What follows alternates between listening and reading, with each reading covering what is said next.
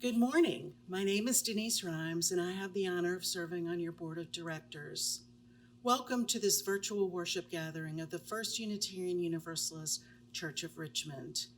Thank you for taking time to honor our connections in the ways that we have available until we can be together again in person. I do hope this gathering together, even though we're apart, nourishes your spirit, helps sustain you and your loved ones during this and all challenging times. In this period of fear and uncertainty, please know that there is true heart-centered leadership here in this community, and that you are welcome here as your whole self with your entire spectrum of emotions. If you're new to First UU Church of Richmond, an extra special welcome, and please feel free to reach out for more information at membership@richmonduu.org. I have one brief announcement, a reminder that throughout the summer, Sunday worship will be broadcast at 10 a.m. Join us about 10 minutes early at 9:50 for announcements. It's a good way to stay in the know. Once again, welcome to this time of worship.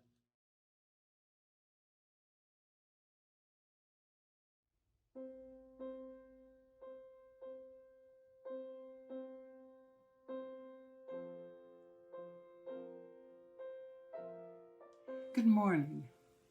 Each month we select one organization as our Share the Plate.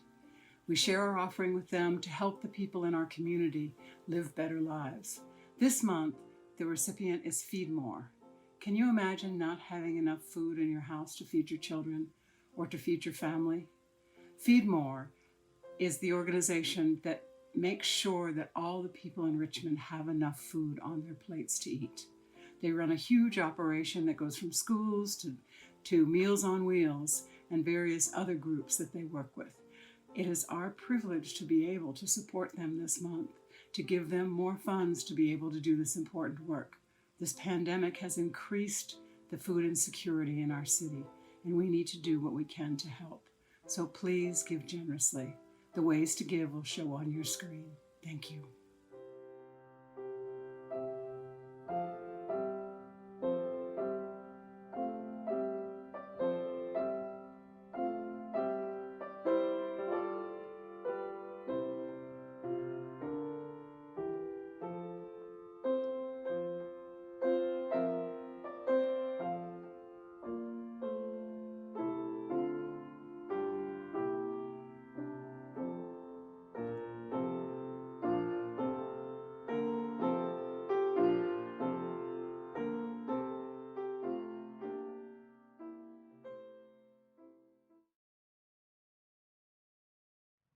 Last week, we heard the story of Reverend Joy and Jan Deutsch and the first use of a chalice as a symbol for Unitarianism and for Unitarian Universalism.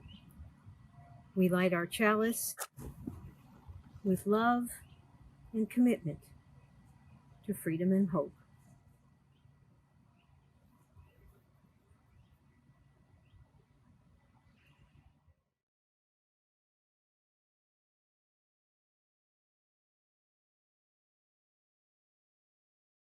Good morning, friends. I'm Jamie Kilpatrick, though some of you may know me as the girl who likes to hide behind the grand piano when we worship together at First UU.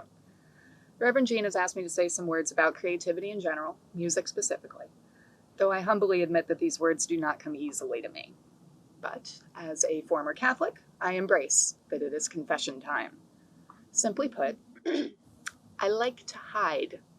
I prefer to speak little, to listen to those around me, feel the present energies of those in the room that I occupy. Spotlights, even something as casual as this, tend to terrify me.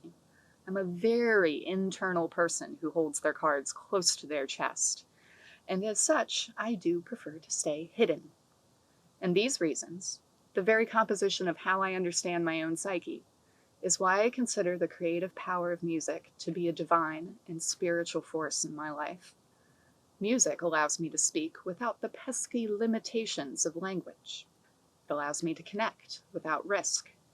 Properly voicing melodies and counterpoint, that's fancy music speak for playing a bunch of stuff at one time, allows me to express myriad conflicting emotions as they occupy my one body.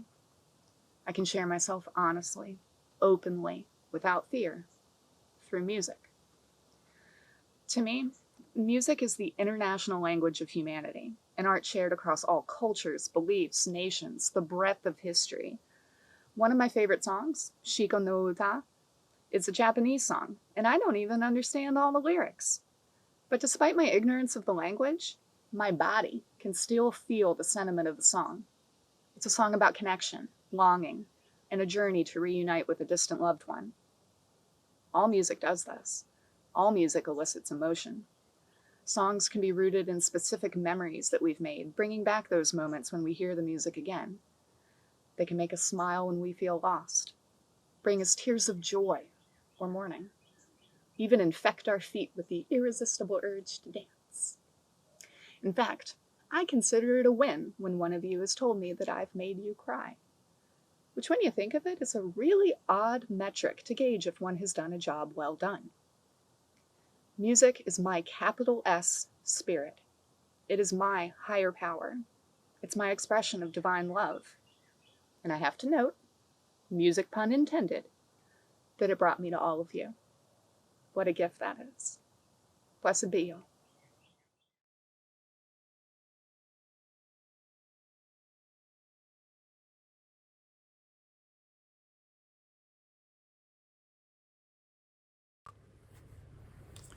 I believe the way that Reverend Jeanne originally put this question to me was, how could you not pursue a career in the arts?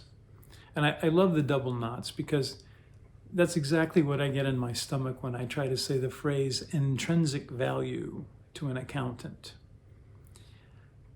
It's not something that you go into career night at high school and suddenly you walk over to the folk music table and they make such a spectacular presentation that you have to pursue a career in folk music. No, it's a choice. It's a calling. William Butler Yeats, when he died, had a poem written for him by W.H. Auden, the English poet laureate. And in that poem he said, "Mad Ireland hurt you into poetry." So as I drive ridiculous amounts of time around the country seeking the approval of strangers, I have to look in the mirror a little bit on that one. But I think I come by it honestly. Who knows when you are drawn into your internal world? Sitting on my mom's couch with her in 2014 as she was in hospice, she nearly graduated from hospice. But she was very matter-of-factly telling me things I had never heard about my own life.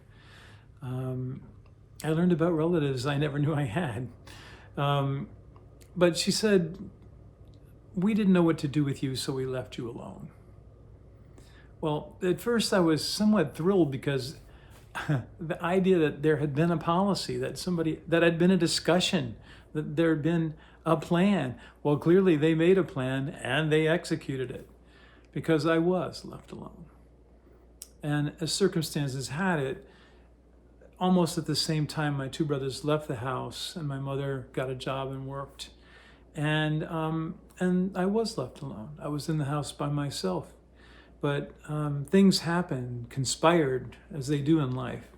Somebody introduced me to a stringed instrument. It was a ukulele at first, and then a guitar.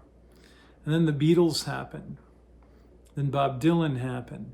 Then the 60s happened. All this incredible music. Suddenly, the outside world was coming to my inside world. And that stringed instrument, that voice, the words connected to that, from magical places like Greenwich Village, New York. This was a pull to me. And this stringed instrument was a vehicle. It became my best friend. It became my therapist, my social director. It became my way of finding the outside world. It became my religious practice. It became me. But it was a very healthy vehicle for someone like me, because I'm an idea person. And it introduced me to all of these incredible people and these incredible ideas. And the outside world that just did not exist in my house. The only literature in my house was the Reader's Digest condensed version.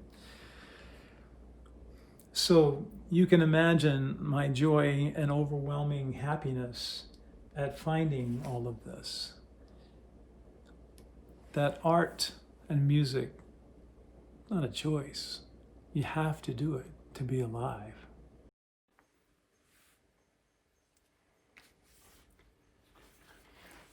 Self-expression has a very practical application.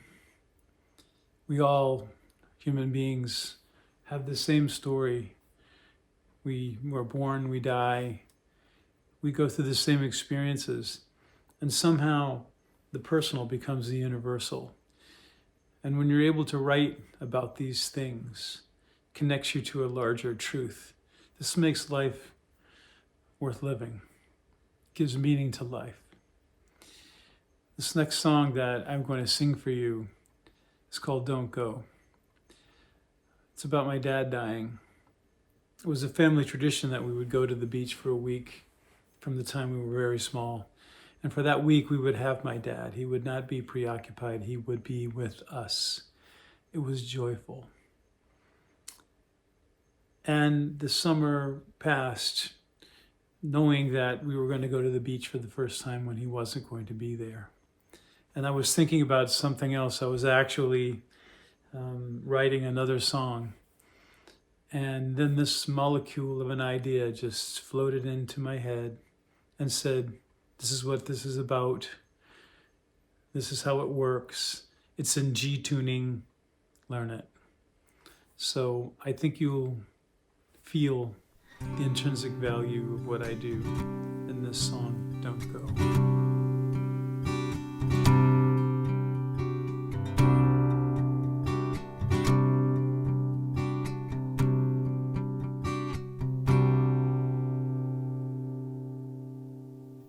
Long before the world would wake up, he would walk down to the beach. He would sit and watch the ocean. That's how it would always be. Later on, we all would find him, stake our blankets on the sand by the infinite ocean, wishing days would never end. I say don't go, don't go. I say don't go, don't go. Somebody had to keep us laughing. Somebody had to show the way. Somebody had to tell us stories. There's nobody on the beach today.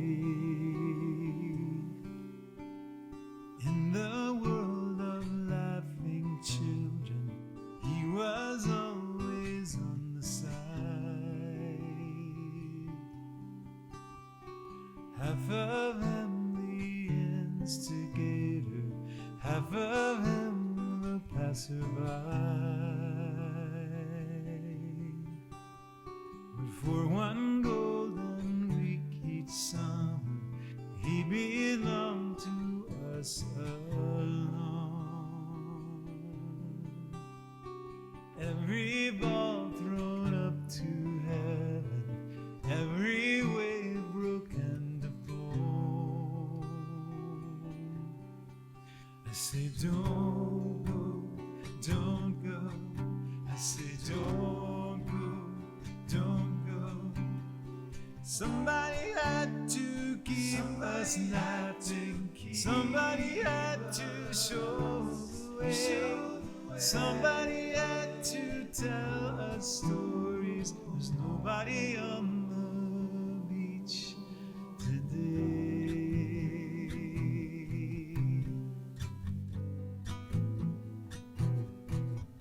I see ways of life, talk without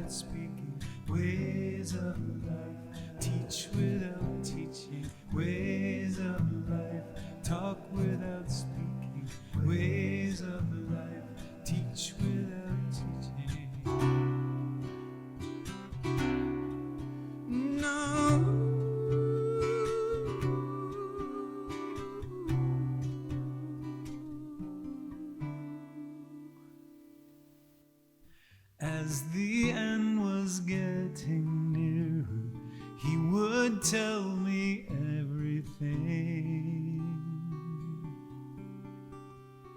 By the infinite blue ocean, I was lost in listening.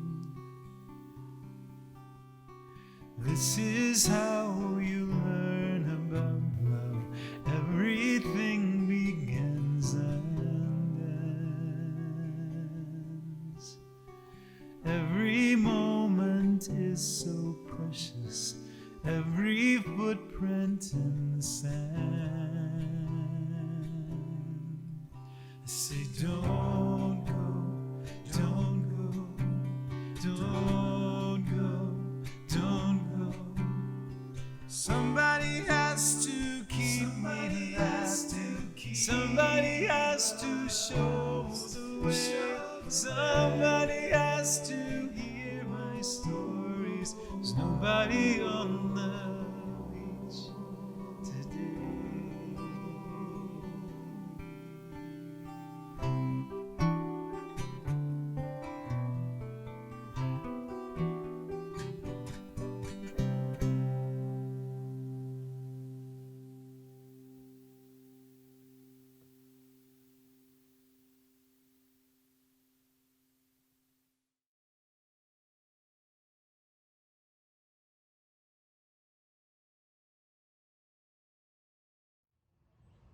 Creativity is a power.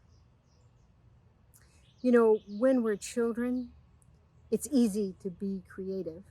We take the part of us that is expressive, that imagines, and we put it together with that way of imagining things that kids have, and we make it almost real. So that expression, that imagination together form creativity. And we're happy in creativity. We feel good in creativity.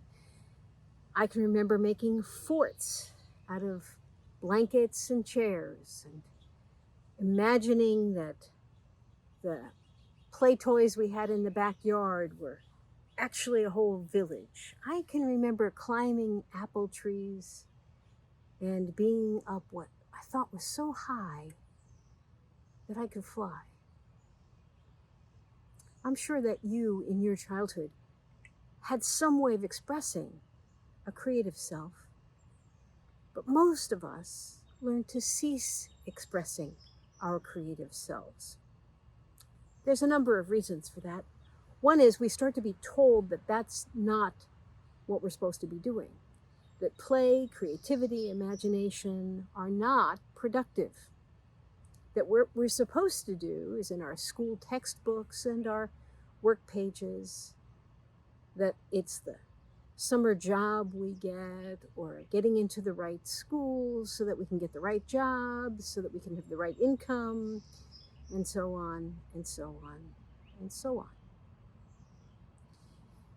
Many of us also experience a second reason why we lose creativity, and that is because people are careless in appreciating who we are. What I mean by that is that in a world full of transactions for profit, people tend very early to start judging not just the expressiveness and the joy of the creativity in children, but its utility, its value. We encourage children who seem to be precocious in one way to do a deep dive on that. We have grandiose dreams for children sometimes, and instead all they really want is for us to see them, to hear them, and imagine with them, to reward their creativity with our attention and not our judgment. And there's a third way that we yield creativity. That is when we find out that sometimes being creative in certain ways is a discipline, a sacrifice that we have to perform in order to grow in our ways of creativity, imagination, and expression. And somehow that bargain doesn't seem worth it to us.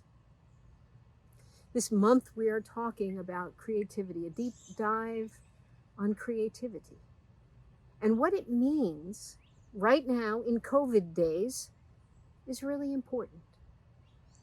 I think that we all can be served, well served, to stop and ask, where is creativity in my life?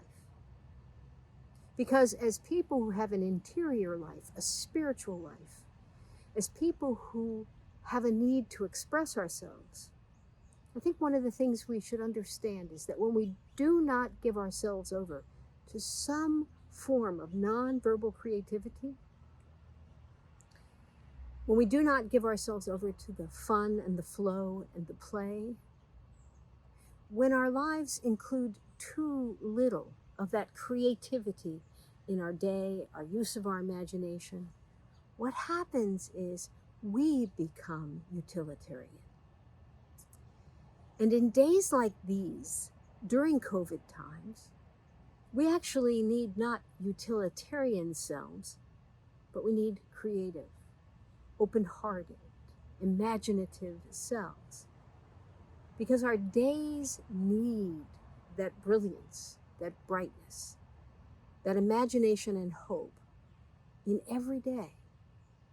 And if we've gone a long time without being creative, well, we might find we're not so good at it at first. So I want to invite all of us into this discussion of creativity. You heard before from Jeanne Kilpatrick, someone who every week shares the fruits of her commitment and creativity. And she leads a protest choir, which through commitment and community and creativity brings words of hope sung aloud in difficult times. And you'll also hear from Greg Greenway today, who talks about what it's like to live the creative lifestyle, where you're really dependent upon your facility of bringing forward your own creative style. Creativity, our theme for the month. So I ask you this question. How much creativity is in your life right now? And how much better might you be if there was an expression for your imagination called creativity?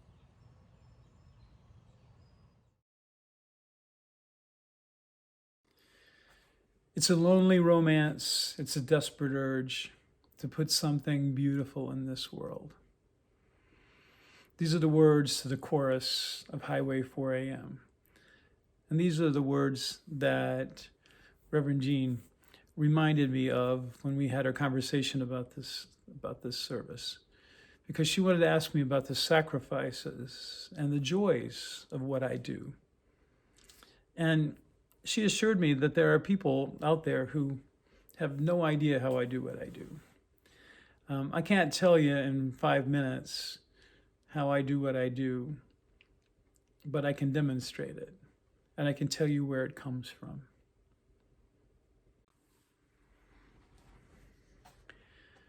Art changes minds. Art changes hearts. This is a powerful tool. Yuval Harari, the author of the book Sapiens, suggests that the concepts justice, love, hate, God, these things exist only in one place, the human mind. So if you have a tool to change that mind and that heart, you have something truly valuable. And so through the personal, we reach out to the universal. And this is what allows me a free and responsible search for truth and meaning. Sound familiar? Someone should write that down. What it's done for me is it's led me out of the very small place where I was raised, in that narrow place, into a big, wide world. Behind me on the wall, Diana wanted to put these up. I had never even thought of that. These are my CDs, my solo CDs. There are more, but this is what we have now. And each one of them contains at least 10 songs that are just like Don't Go. Not all sad, some very, very happy, some strong, some angry. They're all, well, here, I'm going to show you that I'm an English lit major.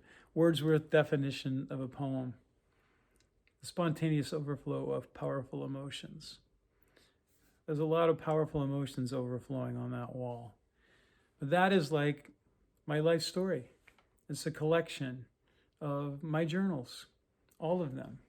And just like that song, Don't Go, it has powerful stuff in it for me personally. I have to tell you, and I'm not ashamed to say, that for the 2 days that it took me to record all of that, I cried. I cried a lot. My dad is all over that song. Those memories came back to me, and this is powerful stuff. Highway 4AM addresses the separation. When you are going out into the world to spread your ideas and meet all these wonderful people, you're also leaving someone behind, someone who's very involved in your life, and that's stressful. It takes a very special person to watch you go out the door and understand that you are going towards something, not away from something. The other side of that coin is, long ago I decided I would not have children.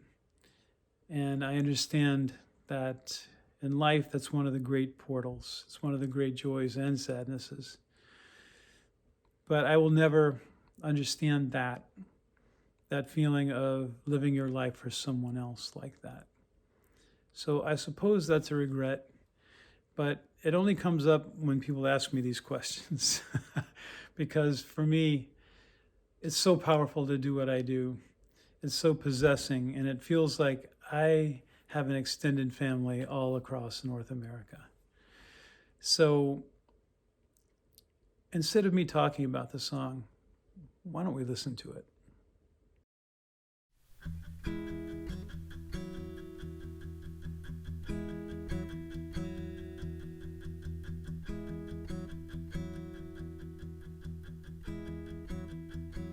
As you lie sleeping, I will not stop.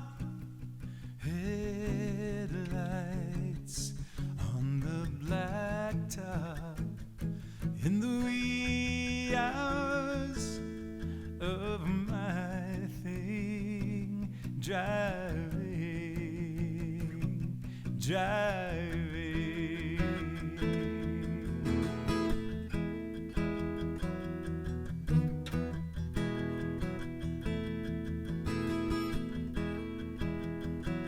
When we first met, how I must have seemed a young man in a boy's dream. No information, just desire, higher.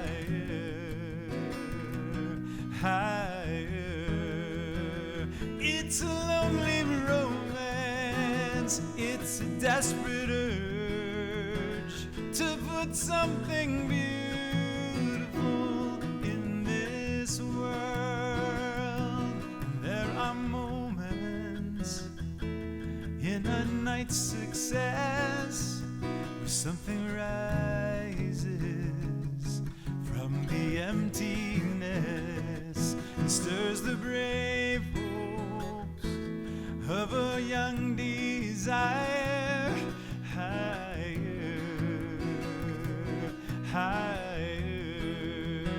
Hey, whoa, hey, whoa.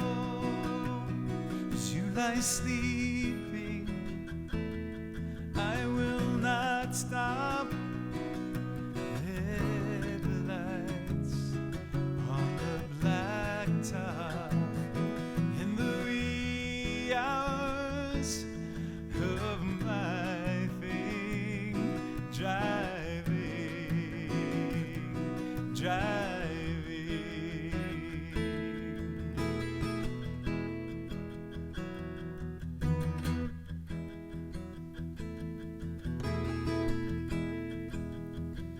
You have shown me the equal and opposite force. I found girls who wanna save lost boys.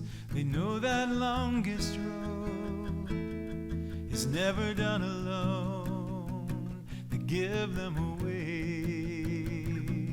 away back home.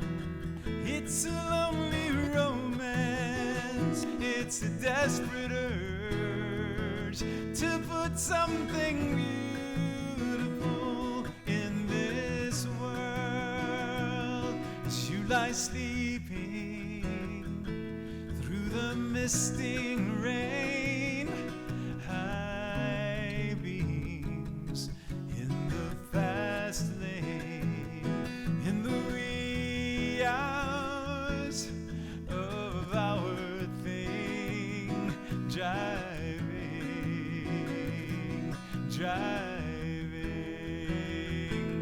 in the wee hours of our thing, driving.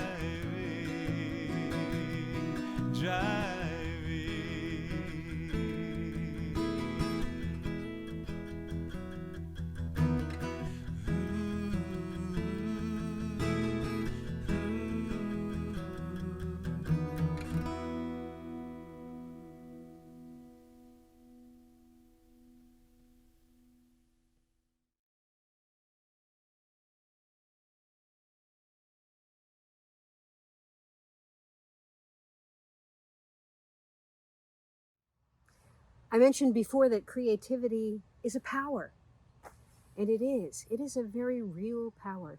It is an emotional intelligence. It's the ability to look at a situation and see it many different ways, to turn it upside down and backward and understand it differently than as we first met it. You know, creativity is our inner expression outward.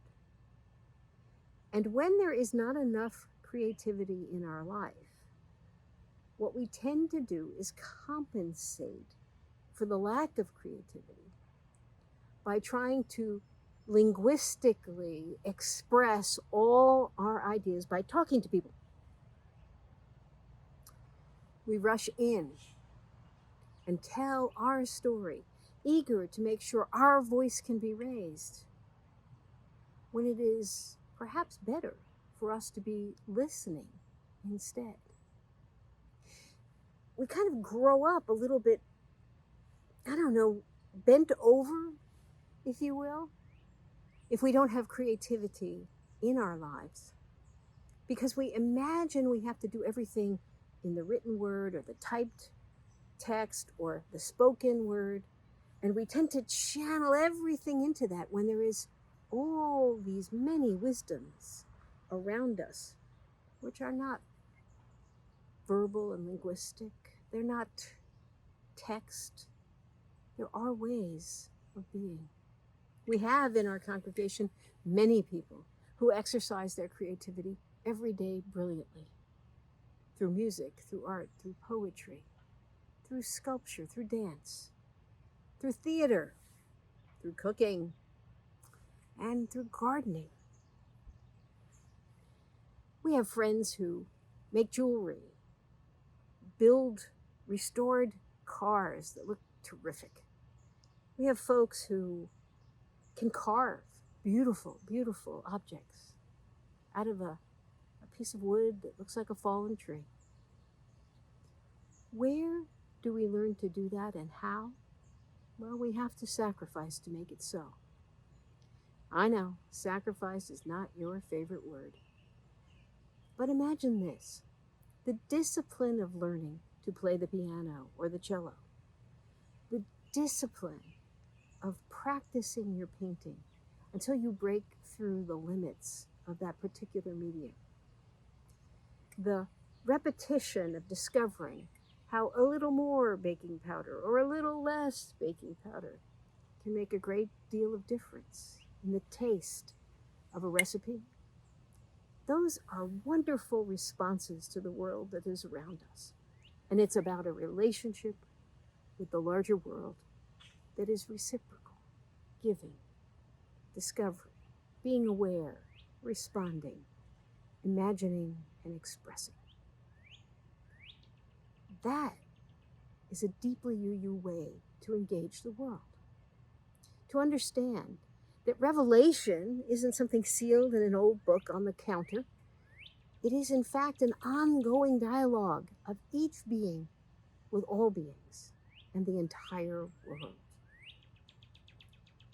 Just last week, I watched a coneflower be worked over by an industrious little bee. The bee's legs were full of pollen, and from stem to stem, that bee was going to town.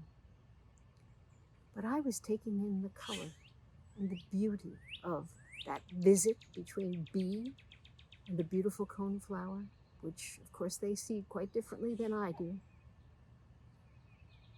That was a dance, a true dance.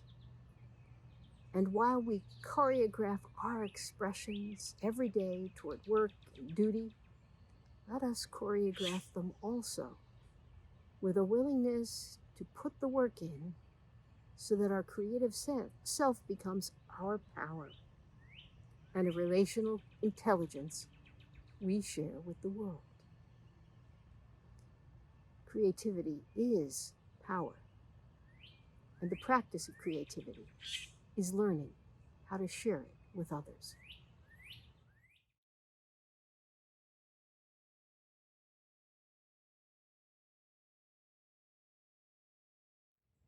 Join me in a time of reflection and prayer.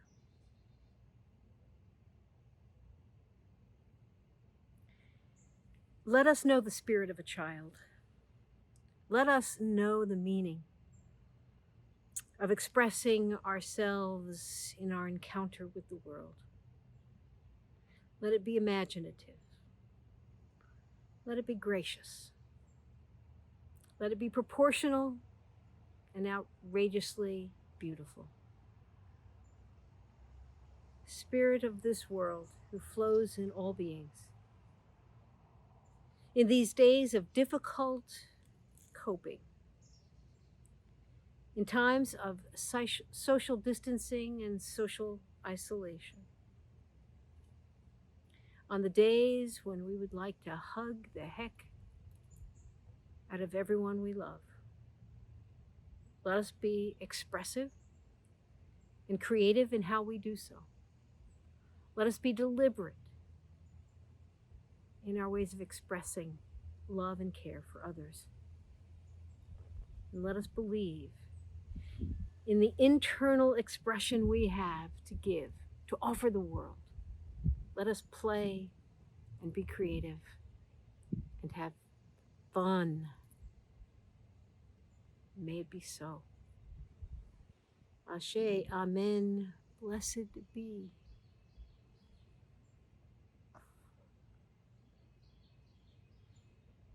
Now, go out there and create something magnificently you.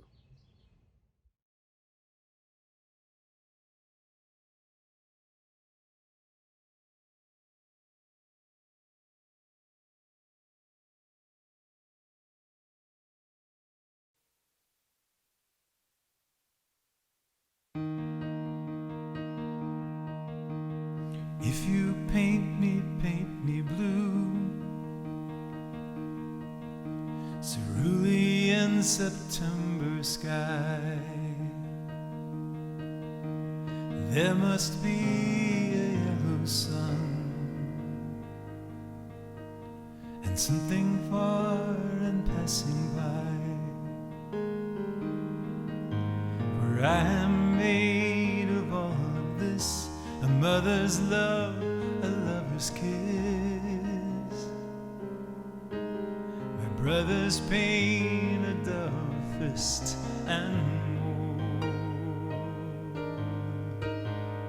And the sparkle of the sea. Render me that distant thing over hues of blues and greens, a glint of gold on fleeting wings. For I am made of all of this, a mother's love, a lover's kiss. My sister's struggle to persist and more, and more. More than the hand that moves the broad brush strokes of destiny, more than you can fill in the rest of me.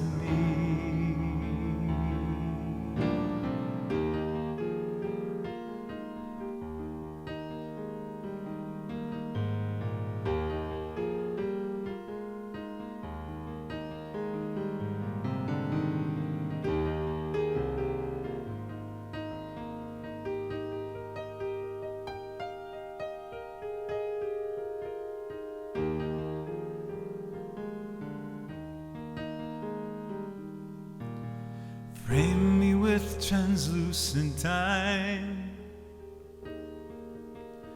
a moment like no other.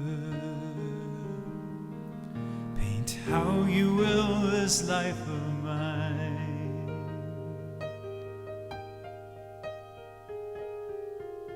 A melody in colors, for I am made of all of this, a mother's love, a lover's kiss. My brother's pain, a dove, a fist, and more.